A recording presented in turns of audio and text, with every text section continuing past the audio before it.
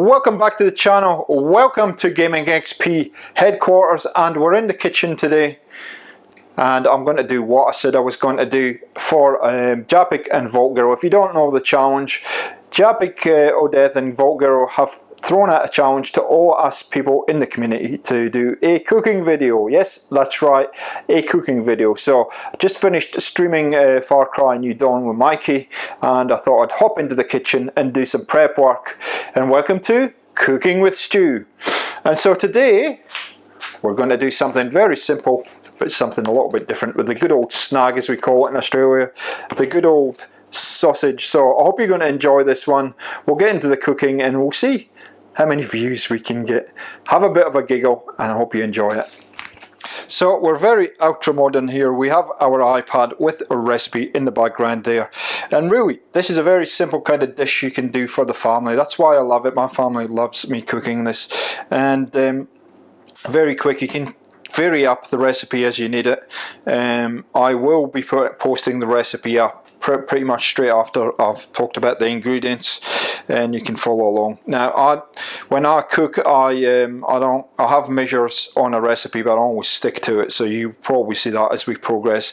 And the great thing about this dish is you can actually prepare it beforehand, and I generally do. I like it to marinate a little bit. So what we have is a couple of onions there, some sausages, Worcestershire sauce, some balsamic vinegar, mixed herbs, hot paprika, and that's pretty much all. And yeah, this little fella here, it's a little beef stock cube, and it is quite a different recipe, and you'll see how this all kind of blends together in a minute. And I'll show you my special tool, which I think is one of the best I've ever come across. So let's get into the cooking and preparation. This is the preparation stage. So here's the recipe. Here's Stu's recipe, Stu's sausage dish recipe. 10 to 12 beef or pork sausages. You can use any sausages you really like in this dish. 2 to 4 medium-sized onions. We used about 3. We used 3 in this one. 2 tablespoons of balsamic vinegar. 1 tablespoon of Worcestershire sauce. 1 beef stock cube. Mixed herbs, paprika, and 300 ml of water, or half a pint. And I would suggest that I'm going to feed about 3 to 4, family of 3 to 4, and yeah, we'll do some serving suggestions towards the end. So preparation will take about 10 or 15 minutes, so let's get into prep and see what happens. So the first thing we're going to do is we're going to chop up these onions. Not exactly the most exciting thing you'll ever see in your life, but yeah, they make me cry every time. I'm so emotional with onions, so we'll just take those off. We might do one more, actually. We might get one more in a second. I'm not sure if 2 is going to be enough, but I'll show you the little trick. So we have a little dish here that we're going to put everything in, and yeah, first thing we do is we chop up our onions like this. I usually do it like this. I'm sure that other people do it a little bit differently, but this is what I do. A couple of good sized onions. We'll put those in the bin in a minute. And I have this little gadget here. So I'll show you this little gadget. It has a little blade on it, which spins round like this. And basically all you do, and my eyes are starting to go already, is you chop your onions like this. And we put this blade in, so hopefully you can see this.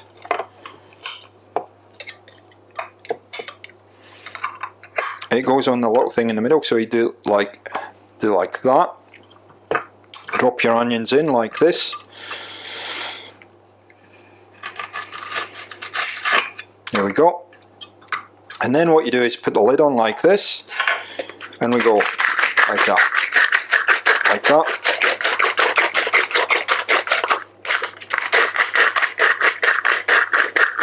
And you can't see a thing when you finish this, and what it does is it dices up, I hope you can see that, dices up your onions nice and fine, like that. And all you have to do then is just pull that out like that, tip them in like that, and so you coat the bottom of your pan with onions. So we'll do one more. It's a great little tool. I love this tool. It's one of the best tools I've come across in cooking. I wish I could see what I was doing though, because my eyes are starting to water like you wouldn't believe.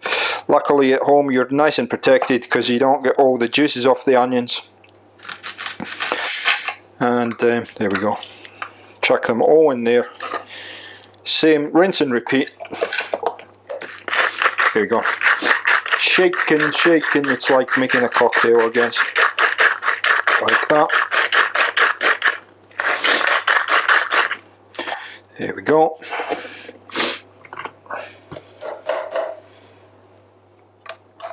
And I'll put that to one side. I think I will do another onion in there, but you can see now you've got a nice bed of fine onions.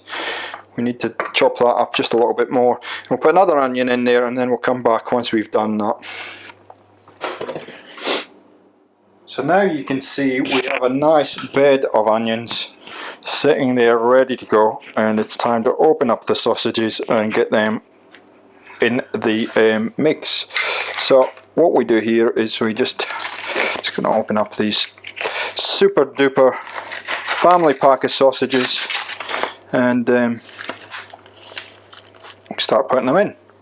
So just cut them off as you need to, drop them in on top of here, and I'd pack them fairly close together if you can, like this. Get as many in your dish as possible. There we go. Now remember to once we get them in, we'll get a couple more in and then we should be good. Yep, another two I think. There we go. So you can see they're nice and packed in together, nicely packed in together. And now what we do is make sure you spike them so they don't explode in the oven. So just run your knife up and down, just spike the heck out of them like this.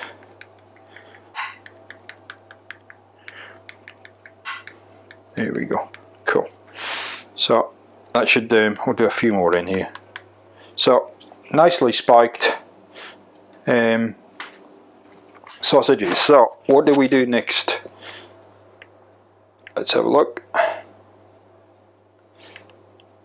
I think we put, oh yeah. Okay, so balsamic vinegar is next, and seasoning. So what I generally do is I get a tablespoon from the drawer, which I should have had already at, but it's alright. And we're going to get the balsamic vinegar, and this is where I sort of kind of deviate from the recipe. It says 2 tablespoons, and basically just drizzle it all over the sausages like this. Obviously if you're having more sausages you'll you use a little bit more of this. For me, I like to use a little bit more, so I just generally do this and soak them. And this is why I prepare it ahead of time, because I like it to marinate in the balsamic like that. There we go. Beautiful. Then what we do is we're going to add a bit of mixed herbs. These are dried mixed herbs. I guess you can get them from any kind of supermarket, and we're just going to sprinkle the herbs on like this. There we go. And I'll show you how much of a coating you need to have on these. There we go. You don't have to do this one. This is an extra step. I put a bit of cracked pepper on mine, just to give it a little bit of flavour. If you don't like things hot, I'd skip this step, but I like to put a little bit of pepper on mine, and then a little bit of hot paprika, not too much.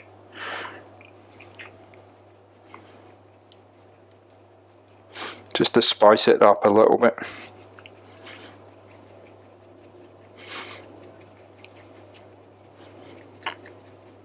Here we go. And it just gives it a nice flavour. There we go. So let me zoom in and show you what it looks like. Now There we go, and you can see all that lovely stuff on top of the sausages. So now what we would do is put a little bit of tin foil on that, stick it in the fridge, and get ready for cooking, I guess. I'm probably going to cook this in about 3 hours time. So it's something you can do ahead of time. You could do it the night before, I guess, and just leave it in the fridge overnight. About 3 hours later, here we go, cooking time. Temperature for the oven's about 220 normal. If you've got fan force, 200 centigrade, gas Mark 7, and I will give you the conversions in a second for Fahrenheit for all my North American viewers. And there you go, 428 to 392 Fahrenheit. So let's get it out the fridge. There it is. The potatoes are on in the background. Take the foil off and chuck it in the oven. Well, don't chuck it in the oven, more kind of place it in the oven nicely. If you chuck it in the oven, it'll probably go everywhere, and you're going to have to kind of clean the oven afterwards, which, yeah, it's not going to be good. I don't know what the heck I'm doing here. Obviously focusing so I can see the oven. So you can see the back of my head, me putting in. There we go. There we go. In she goes. There's my head. Yeah. Okay.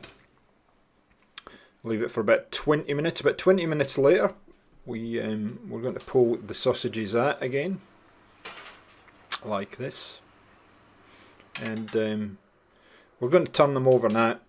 I also add an extra step of what I do. It's up to you whether you want to do this at this point or whether you want to do this at the end, but make sure that you allow a little bit of extra time, a little bit extra cooking time if you are going to do what I'm going to show you now. And this is where the magic starts. So we turn the sausages over, they're partly cooked, turn them over, here we go, like that. Fascinating, isn't it? Now you can just turn them over and then put them back in the oven if you like. What I tend to do is I tend to slice them up a little bit, and you'll see that in a sec. I get myself in a bit of a knot here. I'm like, oh no, I should turn them all over first. Now this is quite full. You could have one less sausage in here and it'll be much easier to cut. But what I decide to do is I'll cut right along a row, and you'll see that in a sec. So I'm just trying to figure out the best way of doing this. Yeah, tongs are probably good. Just be careful when you're doing this because it is very hot, and we don't want you burning yourself. So just run the knife all the way through like this, and repeat that. You want to kind of make each sausage into about 4 different sections. So you just keep going along until they're all sliced up like that. It is quite a different step, but this lets all the flavours get into the sausages, and I don't know if it makes a difference or not, but this is the way I've always done it. So nearly done, with the last cuts coming up. And of course yep, it fights me a little bit right at the end here. There we go. There we go. Beautiful. Okay, all done.